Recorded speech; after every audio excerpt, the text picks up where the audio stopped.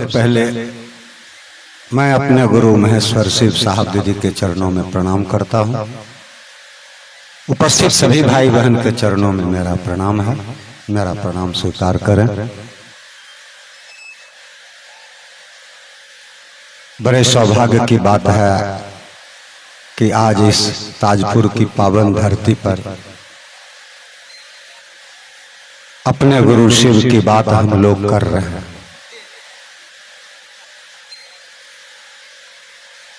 भगवान शिव इंसान के गुरु हों, इससे बड़ी बात और इस जगत में कुछ नहीं हो सकता, मानव जीवन में कुछ नहीं हो सकता।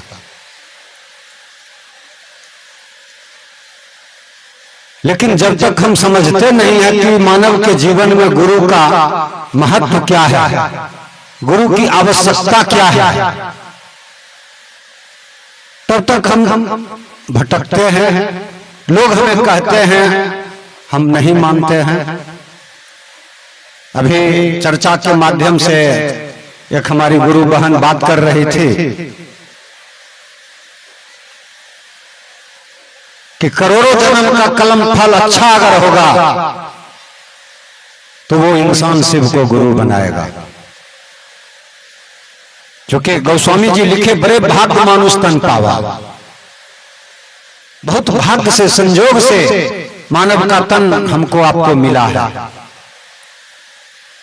और इसी मानव तन के माध्यम से यह जीवात्मा, हम आप जीवात्मा हैं, यह जीवात्मा परमात्मा को प्राप्त करता है। दूसरा कोई रास्ता नहीं है। संतों ने कहा कि 84 लाख जोनी है, जीव है, और 84 लाख जीव में एक मानव जीव, मनुष्य आत्मा ही है जिसके माध्यम से यह जीवात्मा उस परमात्मा तक जाती है। अब सोचिए जरा कि जहां से हम आए हैं वहां हमको जाना, कैसे जाएंगे? आप लोग भी दूर दूर से आए होंगे। अभी एक बहन बात कर रही थी कि हमारी आपकी एक यात्रा है, हम आप एक यात्री हैं, सफर कर रहे हैं। हमारा आपका यहाँ घर नहीं है, यहाँ ठिकाना नहीं है। हम आप जहां से आए हैं वहां हमको आपको जाना है, लेकिन जानकारी के अभाव में हम आप भटक जाते हैं, भटक रहे हैं। साहब हरिंद्रानंद जी ने कहा कि बाबू, जिसने इस जगत को बनाया, जिसने इस सृष्टि को बनाया, जिसने इस सृष्टि के सारे नियम बनाए, उससे तो बढ़िया गुरु कोई नहीं होगा। जिसने हमको आपको बनाया, उससे तो बढ़िया गुरु कोई नहीं होगा। सही बात है। ईश्वर की रचना हम आप हैं, सबसे सुंदर फूल हम आप हैं, और मानव आत्मा को ही गुरु की आवश्यकता होती है। अभी गणेश भाई से हम आप सुने कि मानव जीवन में गुरु क्यों? क्योंकि मानव जब धरती पर आता है तो उसके पास ना ज्ञान होती है, ना शक्ति होता है। हम आप देखते हैं, हम आप जानवर पालते हैं, गाय भैंस बकरी। हमारा गाय बथान पर बच्चा दे देती है, और देखते हैं कि वह बच्चा धीरे धीरे उठ करके अपने मां का दूध पी लेता है। लेकिन आदमी का बच्चा ऐसा नहीं कर सकता। आप मां बहन हैं, आप बच्चे की मां बनती हैं। आप देखते होंगे कि जब बच्चा जन्म लेता है तो वो पड़ा रहता है, रोता रहता है, जब तक कि उसको मां अमृतपान नहीं कराएगी। क्यों? इसलिए कि उसके पास ना शक्ति है, ना ज्ञान है। ना उसके पास शक्ति है, ना ज्ञान है। अगर मां उसे अमृतपान नहीं कराएगा तो रोते रोते मर जाएगा। लेकिन एक जानवर के बच्चा को देखिए, गाय के बच्चा को देखिए, बकरी के बच्चा को देखिए, भैंस के बच्चा को देखिए। वो बच्चा जन्म लेता है, धरती पर गिरता है, उठता है, गिरता है, उठता है और माँ का स्तनपान कर लेता है। यानी वह परमात्मा उसे ज्ञान और शक्ति दोनों देकर भेजते हैं। मानव के साथ ऐसा नहीं होता। मानव को यहां ज्ञान लेना पड़ता है। और शिव की शिष्यता में अभी आपने सुना, हर जगह सुनते होंगे कि यहां कोई खान पान का वर्जना नहीं है। जो इच्छा हो खाइए, नहीं इच्छा हो नहीं खाइए। कहिए क्यों? आप जरा विचार करें, आप जरा विचार करें कि समुद्र किनारे जो मछुआरा रहता है, जिसका व्यापार मछली पकड़ना बेचना, उसी से उसका परिवार चलता है, क्या उसका गुरु शिव नहीं होंगे? क्या उसका गुरु शिव नहीं होंगे? और अगर उसका गुरु शिव नहीं होंगे तब तो सारा वेद सारा शास्त्र गलत हो जाएगा ना, क्योंकि सारा वेद सारा शास्त्र कहता है कि शिव जगत गुरु है। और जगत में तो वह मछुआरा भी रहता है, उसको भी अधिकार है। इसलिए तो यजुर्वेद में कहा गया है कि हर मानव को ज्ञान की आवश्यकता है, हर मानव को ज्ञान पाने का अधिकार है। दिक्कत यह है कि सच्चाई चीज हम आपसे दूर है, हम आप नहीं जान पाते, नहीं समझ पाते। आप सुना होगा नाम मछेंद्रनाथ का, जो महादेव का चेला थे। बहुत कम लोग जानते हैं, क्योंकि हमारे आपके समाज में रूढ़िवादी व्यवस्था है, विचारधारा है, भिन्न भिन्न विचार के लोग हैं। मछेंद्रनाथ महादेव का चेला थे और वो मछेंद्रनाथ सुरा सुंदरी के प्रेमी थे। वह मछेंद्रनाथ में इतनी ताकत थी कि सूर्य को पकड़ के सोना बनाता था। सोचिए, महादेव का चेला था वह मछेंद्रनाथ, जो मछेंद्रनाथ 64 को जोगनी बनाई। हम आप लोग गौ समाज में सुनते हैं, ये जो झाड़फूक करने वाले बाबा आते हैं, ओझा जिनको आप कहते हैं, हम आप कहते हैं कि जोगनी पालता है। ये जोगनी बना कैसे, किसने बनाया? महादेव का चेला मछेंद्रनाथ ने बनाया। 64 जोगनी थी और वह जोगनी आज धरती पर देवी के रूप में पूजित है। बहुत पावर है उसके अंदर।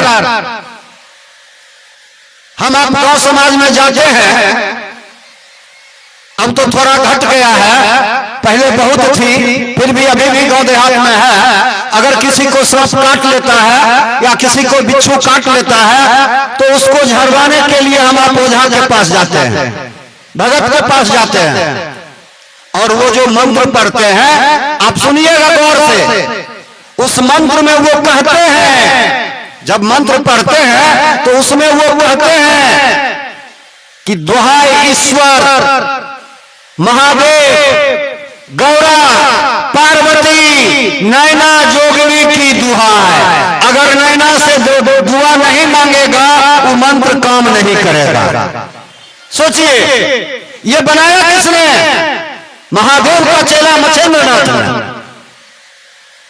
ये अलग बात है कि हम नहीं जानते हैं, हम नहीं जानते हैं तो इसका मतलब यह नहीं है कि यह जगत नहीं है, ऐसा नहीं है। मछेंद्रनाथ ने 64 जोगनी बनाई और वो जोगनी आज समाज में, हमारे अपने समाज में देवी के रूप में पूजा जाता है। हम लोग अज्ञानी हैं, उसे काली भगवती के नाम पर पूजते हैं।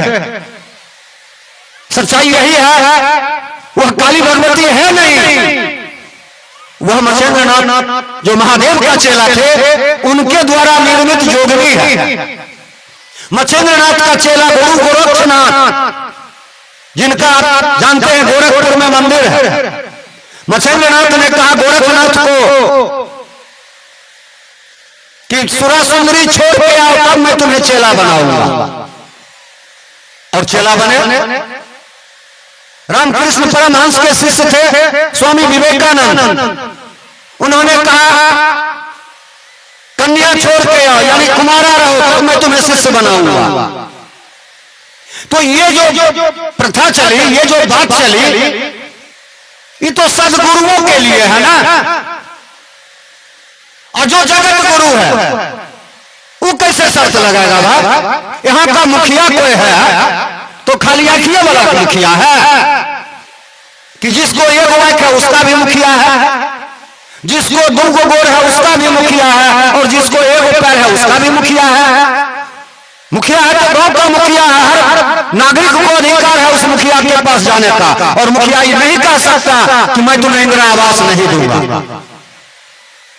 ठीक वही बात यहां भी है। सिर्फ जगत गुरु है, जगत के गुरु है, तो जगत में जितना मानव है, जितना मनुष्य आत्मा है, सबको अधिकार है कि वह शिव से जुड़े, शिव को अपना गुरु माने। और भगवान शिव ये नहीं कह सकते कि मैं तुम्हें चेला नहीं बनाऊंगा। क्यों? इसलिए कि उसकी भी रचना तो उन्होंने ही की है ना। आपका 4 गो बेटा है, कोई बेटा मांस खाता है, कोई दूध खाता है। आप किस बेटा को कहिएगा कि मेरा बेटा है, आई मेरा बेटा नहीं है? आप ऐसा नहीं कर सकते। आपका 4 गो बेटा है तो चारों का बेटा कहिएगा। आपको मां बनना पड़ेगा, पिता बनना पड़ेगा। आप ये नहीं कर सकते कि हम इसका पिता नहीं है। ठीक वही बात तो यहां है। शिव जगत के गुरु है, हर इंसान उनको अपना गुरु मान सकता है। रही बात कि लोग कहते हैं कि वो तो गुरु है, ये है, क्यों नहीं जानता है? ठीक बात है भैया। आप जानते हैं कि ताजपुर में हाई स्कूल है, ये है, तो पढ़ने की क्या जरूरी है? तो जरा विचार कीजिए कि पढ़ने की क्या जरूरी है। तो बच्चा में ज्ञान उतरेगा, बच्चा पढ़ेगा कभी कि उसको स्कूल आना होगा, मास्टर साहब से पढ़ना होगा, स्कूल में एडमिशन कराना होगा, तभी विद्यार्थी पढ़ पाएगा ना। गांव में स्कूल है, बच्चा एक कोग नहीं होगा, वो स्कूल कौन काम का? गांव में स्कूल है और उस स्कूल में विद्यार्थी एक कोग नहीं है, वह स्कूल किस काम का? तो शिव जगत गुरु है, अचेला एक कोग नहीं है। बाहरे गुरु शिव जगत गुरु है, अचेला एक कोग नहीं है। अभी के परिवेश में साहब हरिंद्रानंद जी ने कहा कि इतना सुंदर गुरु है तो फिर लोग इससे पढ़ते क्यों नहीं है भाई? और पढ़ के देखो पढ़ाता है कि नहीं। अगर पढ़ाता है तो पढ़ो, नहीं पढ़ाता है तो नहीं पढ़ेंगे। आपको पता होगा, चर्चा में जाते हैं, सुनते होंगे। साहब हरिंद्रानंद जी 30 नवंबर 1974 को महादेव को गुरु बनाए थे। उसके पहले 17 साल वो मसान की साधना किए। कोई ऐसी साधना नहीं थी जो उन्होंने नहीं किया। 14 गो गुरु बनाए और 14 में एको गो गुरु उनको सही नहीं पढ़ाए। अंत में थक के, हार के उन्होंने कहा, अभी जो भैया आए जिन्होंने श्लोक पढ़ा कि गुरु ब्रह्मा गुरु विष्णु गुरु देवो महेश्वर गुरु साक्षात परब्रह्म तस्मै श्री गुरुवे नमः। साहब हरिंद्रानंद जी ने कहा कि इतने गुरु हुए और सभी गुरु कहते हैं, सिखाए कि गुरु भगवान होते हैं। गुरु को भगवान से भी ऊपर माना गया, गुरु भगवान होते हैं। साहब हरिंद्रानंद जी ने कहा कि गुरु भगवान होते हैं तो भगवान गुरु क्यों नहीं? गुरु भगवान होते हैं अगर, तो भगवान गुरु क्यों नहीं? और उनके घर में उनके पिताजी शिक्षा विभाग में बहुत बड़े पदाधिकारी थे, पूरे बिहार का डायरेक्टर थे, बाबू विश्वनाथ प्रताप सिन्हा। वो हमेशा साहब की माँ से कहती थी कि मलकिनी जानते हैं शिव को ईश्वर कहा गया है, शिव को भगवान कहा गया है। ये सुनते थे लेकिन कोई मतलब नहीं रखते थे क्योंकि ठहरे मसानी। ये बात उनको याद था कि बाबूजी मां से कहते थे कि शिव को भगवान कहते हैं, शिव को ईश्वर कहते हैं। उनको ये बात याद करी आरा के गांगी मसान में 30 नवंबर 1974 को उनको याद आया कि बाबूजी कहते थे कि शिव को ईश्वर कहते हैं, शिव को भगवान कहते हैं। तो जब गुरु को भगवान हम आप कहते हैं, शरीरधारी गुरु को जितने शरीरधारी गुरु लोग मानते हैं वो गुरु को भगवान मानते हैं। तो जब शरीरधारी गुरु हो सकते हैं और शरीरधारी गुरु को भगवान कहा जाता है तो भगवान गुरु क्यों नहीं? और उन्होंने भगवान के रूप में शिव का नाम सुना था, नहीं जानते थे कि शिव गुरु हैं। वो भगवान शिव का नाम सुने थे। उन्होंने कहा कि जब गुरु भगवान होते हैं तो भगवान गुरु क्यों नहीं? और इस विचार पर वो खड़ा हो गए, इस विचार पर वो खड़ा हो गए और उन्होंने अपने मन से भगवान शिव को गुरु मान लिया। लेकिन भगवान शिव को गुरु उन्होंने माना तो 3 गो क्रिया खाया, कसम खाया, उन्होंने शर्त बनाया। क्या शर्त बनाया? पहला शर्त उन्होंने बनाया कि फोटो कैलेंडर में जो शिव का तस्वीर हम आप देखते हैं त्रिशूल डमरू लेकर के, उस भेष में आप आइएगा तो हम आपसे नहीं सीखेंगे। क्यों? इसलिए मसान में ढेरी प्रेत आत्मा, भूत प्रेत उनको शिव के रूप में आता था सिखाने के लिए। बाद में पता चलता था कि ये शैतानी आत्मा है। दूसरा शर्त उन्होंने बनाया कि साधु महात्मा के भेष में अगर आप आइएगा तो हम आपको गुरु नहीं बनाएंगे, हम आपसे नहीं सीखेंगे। क्यों? इसलिए कि जीवन में 14 गो गुरु बनाए थे शरीरधारी और सब गुरु ने उनको धोखा दिया, सब गुरु उन्होंने धोखा दिया। अंत में हार के थक के वो थक गए। कहते थे किताब में लिखा हुआ है, मोबाइल पर है कि मैं चारों तरफ से हार गया था, थक गया था, मुझे कहीं कुछ दिखाई दे नहीं रहा था। हमसे छोटा भाई, साहब से छोटा भाई हीरानंद वो एसपी बन गए थे। कहते थे कि हम तो भटक गए, हमसे छोटा भाई आईपीएस हो गया और हम तंत्र मंत्र जादू टोना चमत्कार सीखने के फेरा में भटक गए। उन्होंने कहा कि आप साधु के भेष में भी आइएगा तो हम आपसे कुछ नहीं सीखेंगे। और तीसरा शर्त उन्होंने बनाया कि आज तक जितना किया पूजा पाठ जप तप साधना आराधना, आज के बाद कुछ नहीं करेंगे। क्यों? क्योंकि गुरु बदल लिया। और जब गुरु बदल लिया, स्कूल बदल लिया, मास्टर बदल लिया, तो नया मास्टर जो पढ़ाएगा वो न पढ़ेंगे, पुराना पढ़ाई कौन चीज पढ़ेंगे? और इस सिद्धांत पर उन्होंने खड़ा रहा। 1 साल कंटिन्यू उनकी स्थिति ऐसी हो गई कि परिवार के लोग उनको कहते थे कि हरिंद्रानंद पागल हो गया। और साहब हरिंद्रानंद बैठकर रोते थे कि कहां फंस गए हम, कितनी बढ़िया जिंदगी थी। बाबूजी कहते थे पढ़ने के लिए, मैं बाबूजी का माँ का बात नहीं माना, आज मेरी जिंदगी पहाड़ बन गई है। और बैठकर साहब हरिंद्रानंद रोते थे। 1 साल बीत गया, उनके पिताजी का ट्रांसफर हो गया मुजफ्फरपुर। आप लोग जानते होंगे मुजफ्फरपुर में टीचर्स ट्रेनिंग कॉलेज तुर्की है। उसी तुर्की में उनके पिताजी डीएस आए थे प्रिंसिपल बन के, वहीं रहते थे। शाम का समय था, वही नवंबर का महीना था। साहब बोले कि तारीख तो याद नहीं है लेकिन नवंबर का महीना था 1 साल के बाद, यानी नवंबर 1975 में। और शाम का समय था, बैठ करके रो रहे थे कि क्या करें, किसको कहें, कौन सुनेगा। आज तो हम शिव गुरु की बात करते हैं तो इतना भाई बहन बैठ के सुन रहे हैं, उस समय तो साहब अकेला थे और कहते करते थे कि कौन सुनेगा मेरी बात, किसको कहेंगे कि हमने शिव को गुरु माना है, जिसको कहेंगे वो सब कहेगा कि पागल हो गया। शिव कहीं गुरु होते हैं? क्योंकि प्रमाण नहीं था उनके पास, परिणाम नहीं था उनके पास।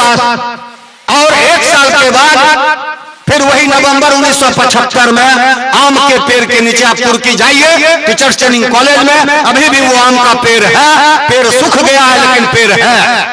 उसी पेड़ के नीचे साहब रंगरानंद जी बैठे हुए थे और आंख से आंसू जा रही थी। रुमाल निकाले, आंख पोछे और सांस खींचे।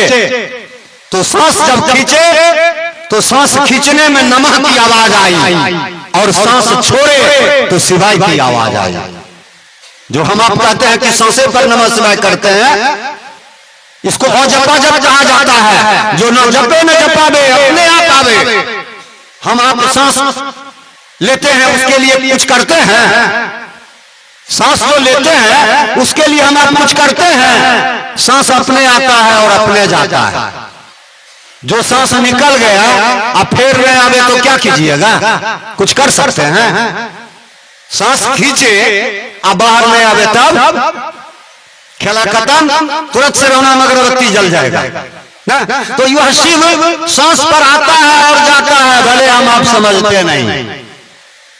वह शिव हमारे सांस पर आता है और जाता है, फर्क इतना है कि हम समझते नहीं हैं। गुरु यही समझ पैदा करते हैं। गुरु यही समझ पैदा करते हैं कि बाबू हम तुम्हारे अंदर हैं, तुम पहचानो, तुम जागो। आप जो कहते हैं जागा जागा महादेव, ये क्या है? वह महादेव सो गया है, उसको जगा रहे हैं? ऐसा नहीं है। वह महादेव अगर सो जाएगा तो सृष्टि सो जाएगी। हम आप सोए हुए हैं, हमारे आपके अंदर जो शिव है वह सोया हुआ है। उसको जगाने के लिए आप कहते हैं कि जागा महादेव हो, जगा दे महादेव। यानी हमारे अंदर का शिव जगेगा और आपके अंदर के शिव को जगाएगा। वहां पर साहब को नवंबर 1975 में सांस पर नमः शिवाय आई और साहब ने सांस पर नमः शिवाय करना शुरू किया। जो तीसरा सूत्र हमारा आपका है, साहब नमः शिवाय करते थे 18 घंटा 20 घंटा। हमको आपको 10 मिनट नहीं होता है, हमको आपको 5 मिनट 10 मिनट नहीं होता है। एक माला नमः शिवाय नहीं कर पाते हैं हम आप, परिणाम खोजते हैं ढेरी।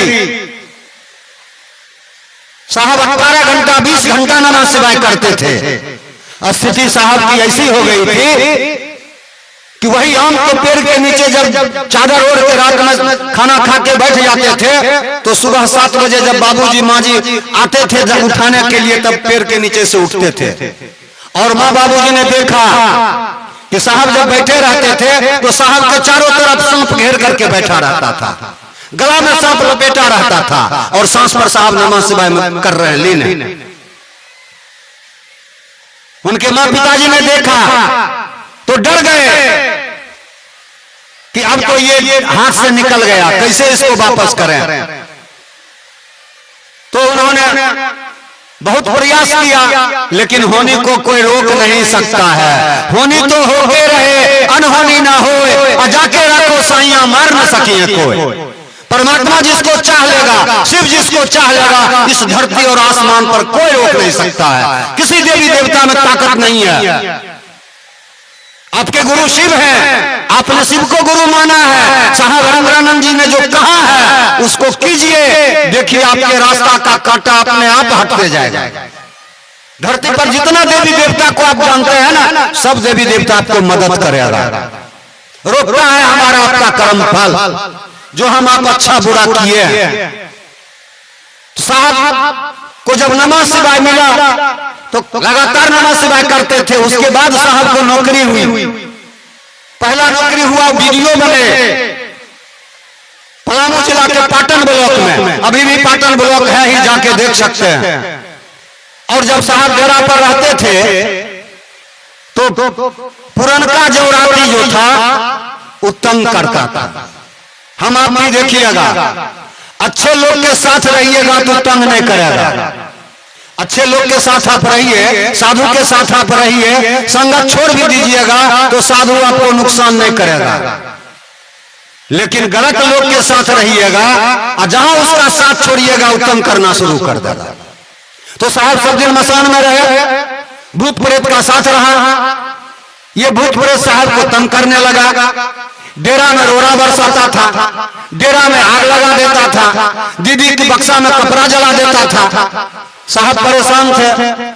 साहब कहते थे कि झूठो हम महादेव को गुरु बनाए हैं, कुछ नहीं है, सब झूठ है। भूत पिचास का मालिक जो कहते हैं ना भूत ना, सब झूठ है। क्यों?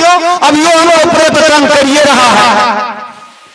दीदी ने कहा कि गुरु पर भरोसा रखिए और गुरु सब ठीक करेंगे।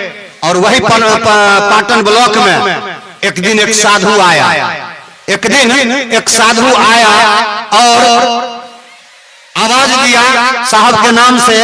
हरेंद्र साहब नहीं थे, दीदी निकली। तो दीदी बड़े घर की बेटी थी, आप लोग जानते होंगे, मनातू एस्टेट की बेटी थी। दीदी मनातू एस्टेट की बेटी थी। दीदी के पिताजी को 15,000 बीघा जमीन था। 500 बीघा जमीन तो दीदी के खोइछे में मिला। हमको आपको 10 बीघा है है ना। दीदी निकले तो देखे साधु। दीदी डेरा गए और सूप में एक सूप चावल लिए, 5 गो रुपया लिए साधु को देने के लिए। साधु देखा, कहा बेटा हमको ये सब नहीं चाहिए, हमको ये सब नहीं चाहिए। प्रसाद दिए। मोनू बाबू छोटा थे, रो रहे थे। दीदी बोली कि चुप हो जाओ ना तो साधु बाबा झोला में बंद कर लेंगे। साधु ने कहा कि बेटी बच्चे हैं, डराओ नहीं, बच्चे डर जाएंगे, इनके मन में अभी से भय मत डालो, बच्चे हैं डर जाएंगे, जाओ चावल रख के आओ। दीदी गई, चावल रख दिया, लौट के आए। साधु ने प्रसाद दिया। प्रसाद में क्या था? मिश्री, क्या कहते हैं, बादाम, सूखा बेलपत्र, सिंदूर। दीदी को प्रसाद मिला। दीदी आए, टेबल पर रखे और रख करके लौट के गए कि पैसा ही दे देते हैं। जब तक गेट पर जाते हैं साधु गायब। दीदी अगल बगल चारों तरफ खोजे, चपरासी को कहे कि अभी साधु था, किधर गया, खोजो। चूंकि दरवाजा पर बिना भीख लिए हुए वापस हो गया, साधु कहीं नहीं था। उस दिन के बाद से दीदी के घर में आग लगना बंद हो गया, रोड़ा गिराना बंद हो गया, पत्थर फेंकना बंद हो गया। अब परिणाम खेला शुरू हुआ। अब चावल दीदी खरीद कर लाते थे, कंटर में रख देते थे। कंटर जो तेल में हम लोग तेल लाते हैं, कंटर में रख देते थे। उसमें तो मिट्टी की कोठी होता था, ये चदरा वाला तो होता नहीं था, कंटर में रखते थे। तो एक दिन की बात हुई कि अपने आप चावल बढ़ने लगा। दीदी डर गई, साहब को बुलाए, सामने में ऑफिस था, साहब आए तो देखे कि चावल बढ़ रहा है, अपने आप कंटर से गिर रहा है। साहब को बहुत क्रोध हुआ। साहब बोले गाली दे करके कि अभी ही पीछा मेरा भूत प्रेत नहीं छोड़ा है ना, अभी भी मेरा पीछा नहीं छोड़ा। चावल के दाना पर लिखा गया, बहुत लोग थे वहां, अभी भी वो लोग जिंदा है जिन्होंने देखा है। चावल पर लिखाया, मुझे गलत सत्ता मत समझो, मुझे शिव शक्ति जानो, मुझे शिव शक्ति जानो। साहब अस्थिर हुए, पूजा करते थे। उस समय 3 सूत्र नहीं था, सिर्फ साहब को नमः शिवाय मिला था, बस। साहब पूजा करते थे तो प्रसाद कभी बढ़ जाता था, कभी घट जाता था, कभी बढ़ जाता था, कभी घट जाता था। साहब का एक चपरासी था, उसको 20 बरस शादी का हो गया था, बाल बच्चा नहीं था। तो उसने साहब दीदी से कहा, वहां पलामू जाइएगा तो वहां बेटी को मैया बोलता है ना। तो बोला मैया, हमारा बेटा को 20 साल शादी को हो गया, कोई संतान नहीं हुआ है।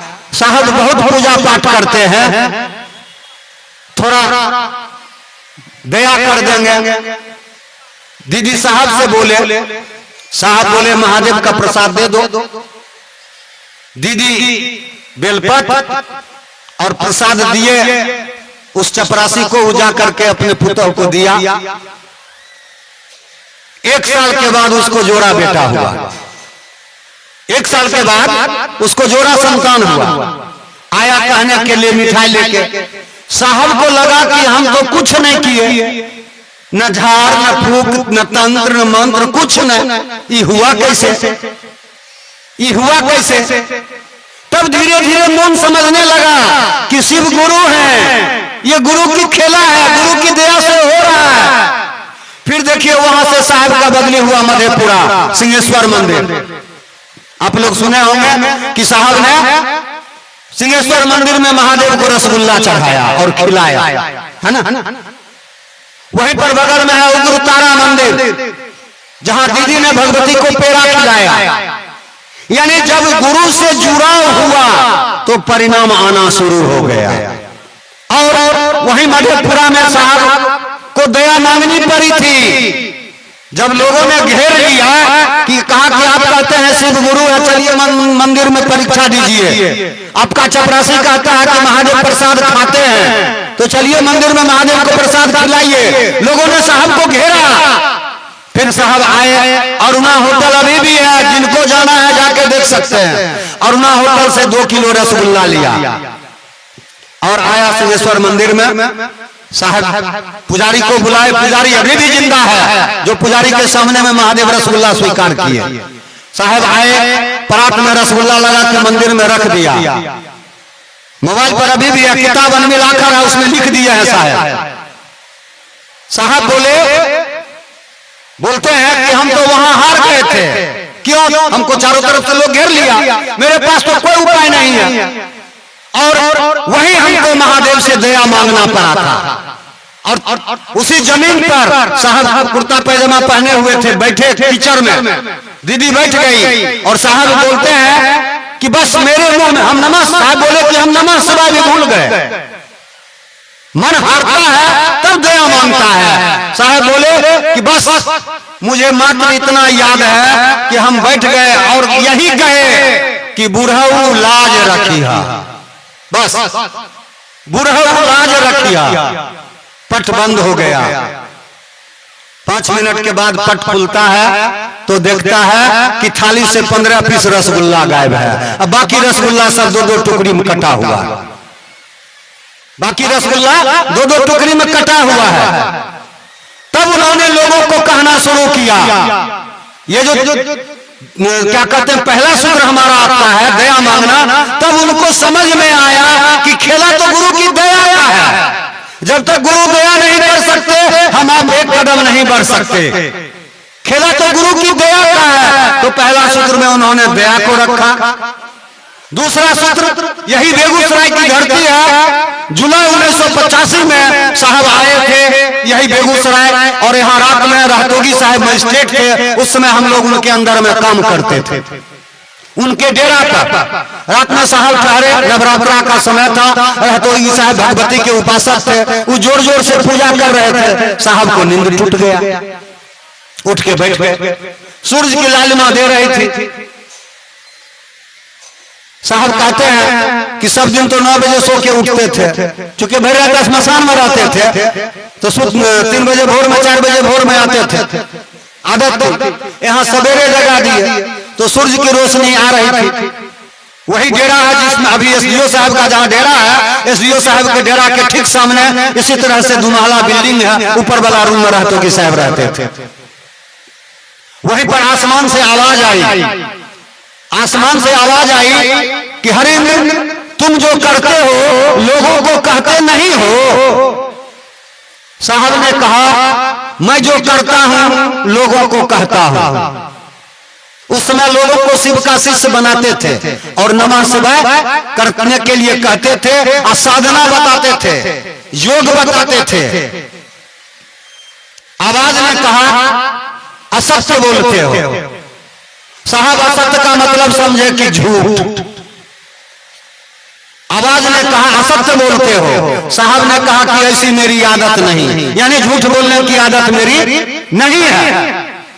आवाज ने कहा क्या करते हो? साहब बोले लोगों को शिव का शिष्य बनाता हूं। आवाज ने कहा करने के लिए क्या करते हो? साहब चुप हो कहे करने के लिए थी साधना बताते थे, जोग बताते थे, चुप हो गए। फिर आवाज ने कहा तुम जो करते हो लोगों को करने के लिए कहो, यानी तुम शिव गुरु की बात करते हो तो लोगों को भी कहो शिव गुरु की बात करने के लिए। इसी को दूसरा सूत्र में हम लोग कहते हैं गुरु आदेशित कर्म है। ये गुरु का आदेश है कि तुम जो करते हो लोगों को करने के लिए कहो। इसमें पावर है, ऊर्जा है, बल है। और एक बात जान लीजिए कि जिस आदेश में बल नहीं होता है वह आदेश लागू नहीं होता। इस 3 सूत्र को साहब बाद में पिरोए, समझ में आया कि सारा खेला तो गुरु की दया का है। तो उन्होंने कहा कि पहले सूत्र में अपने गुरु से दया मांगो। क्या दया मांगो कि हे शिव आप मेरे गुरु हैं, मैं आपका शिष्य हूं, मुझ शिष्य पर दया कर दीजिए। दूसरा सूत्र जितना आपने सुना है समझा है उतना दूसरों को बताइए।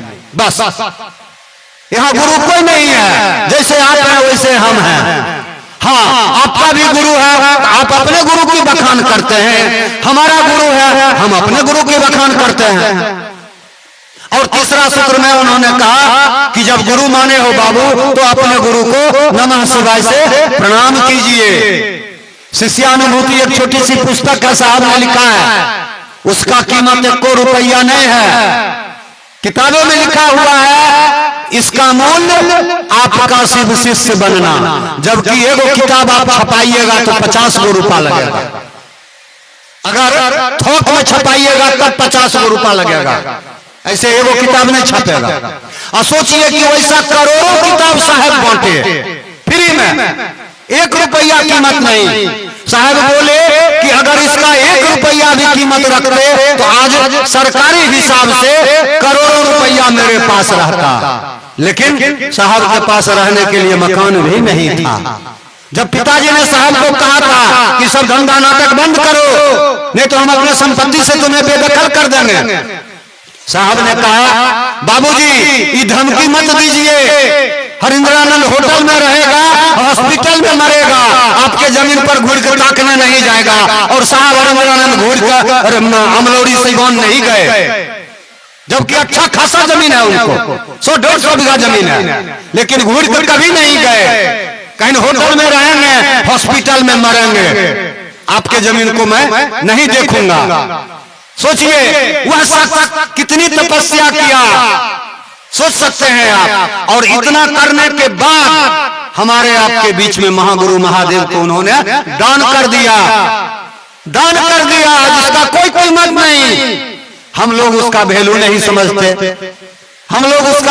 समझते, अगर समझ में आ जाए कि शिव से तो बड़ा कोई भगवान नहीं है, शिव से तो बड़ा कोई गुरु नहीं है, फिर काहे हम इधर-उधर भटके। अगर सच्चा गुरु मिल जाए, सही गुरु मिल जाए तो आपका हाथ परमात्मा के हाथ में थमा देगा। गुरु का यही काम है, हर गुरु अपने चेला को अपने जैसा बनाते हैं। अभी भैया से सुने ना, मनोज भैया से, कि ढोलकिया को गुरु बनाएंगे तो ढोलक बजाना सिखाएगा, हारमोनिया मास्टर को गुरु बनाएंगे तो हारमोनिया बजाना सिखाएगा, शिव को गुरु बनाएंगे तो शिव बनाएगा, शिव को गुरु बनाएंगे तो शिव बनाएगा। आवश्यकता है कि शिव गुरु है, हमको आपको चेला बनने का, वो तो गुरु है। हम गुरु मानेंगे तब, नहीं मानेंगे तब यो गुरु रहेंगे। आवश्यकता है कि हम आप उनको अपना गुरु माने, शिष्य भाव दें। और शिष्य भाव क्या है? दया मांगना है, जहां रहे, खेत में, खलियान में, घर में, दुकान में, नमः शिवाय से प्रणाम करना है। और इसमें कोई शर्त नहीं है, कोई बंधन नहीं है। क्यों? गुरु बंधन खोलते हैं, गुरु बंधन में बांधते नहीं हैं। आज तक लोग जो शरीरधारी गुरु हुए वो क्या किए? लोगों को बांध दिया, शर्त में, बंधन में। क्या कोई कोई गुरु कहेंगे कि मांस मछली छोड़ के आओ, जैसे अभी आपने सुना। कोई गुरु कहेंगे माथा मुड़ा के आओ, कोई कहेंगे दाढ़ी छोटा बढ़ा के आओ, कोई कहेंगे लड़का वस्त्र पहन के आओ, कोई कहेंगे उजरका वस्त्र पहन करके आओ। शिव ऐसा नहीं कर सकते। साधुता मन की स्थिति होती है, साधु मन बनेगा, शरीर नहीं, ललका कपड़ा न उजरका कपड़ा न, साधु मन बनता है। साधुता मन की स्थिति होती है। गुरु मन मानेगा, चेला मन बनेगा। दोस्त मन मानता है, दुश्मन मन मानता है, पति मन मानता है, पत्नी मन मानता है। सारा खेला तो मन का है, रिश्ता का है, भाव का है। भावे न लगते देवता, भावे न देव दर्शनम, ऐसा कुछ नहीं है। आप जाइएगा गुरु के पास, गुरु का काम है, गुरु का काम है ज्ञान देना। गुरु का काम है ज्ञान देना। ज्ञान का मतलब समझ पैदा करना। गुरु समझ पैदा करते हैं कि सही क्या है, गलत क्या है, क्या करना चाहिए, क्या नहीं करना चाहिए। लेकिन सही गुरु होगा तब न। आज तो धरती पर गुरु का भरमार लगा हुआ और ढेर गुरु जेल में चक्को पीस रहे हैं। ऐसा क्यों हुआ? जब वह शिव ने देखा कि धरती पर गुरु और शिष्य का रिश्ता बिगड़ गया, गुरु और शिष्य का रिश्ता बिगड़ गया है, तो मजबूरी में वो गुरु के रूप में आए धरती पर, साहब हरिंद्रानंद के रूप में, और लोगों को समझाना शुरू किया, संदेश देना शुरू किया। तो हम लोग इतने कहने आए हैं कि आप गुरु से जुड़िए। कोई भाई बहन के फेरा में मत पड़िए, कोई भाई बहन के फेरा में मत पड़िए, ठग लेगा। आप शिव गुरु हैं, शिव गुरु से जुड़िए और शिव गुरु से जोड़िए। चर्चा सबका सुनिए, कीजिए वही जो साहब हरिंद्रानंद जी ने कहा है। और उन्होंने कहा है 3 काम करने के लिए: दया मांगने के लिए, गुरु की बात करने के लिए, और नमः शिवाय से अपने गुरु को प्रणाम करने के लिए। ये नमः शिवाय पंचाक्षरी मंत्र है, ये नमः शिवाय पंचाक्षरी मंत्र है। इससे बड़ा कोई मंत्र नहीं है, ये महामंत्र है। इसी पंचाक्षरी मंत्र से 1.25 लाख मंत्र निकला है, 1.25 लाख। इसलिए मूल मंत्र है ये। पानी देना है तो भैया मेरे, दीदी मेरे, पेड़ के जड़ में पानी दीजिए, समूचा पेड़ हरा भरा हो जाएगा। और ठहरे कितना पानी दीजिएगा, आत्मा सुखले रह जाएगा। जड़ में पानी दीजिएगा, आत्मा संतुष्ट हो जाएगा। तो गुरु है, गुरु से जुड़िए और गुरु से जोड़िए। कोई कुछो कहेगा, कोई कुछो कहेगा, उसमें भटकिए नहीं। महादेव गुरु है, बताने वाले साहब दीदी हैं, उनकी बात को मानिए, उनकी बात पर चलिए। बाकी कोई भाई बहन, चाहे हम हो या कोई है, कुछ नहीं देगा।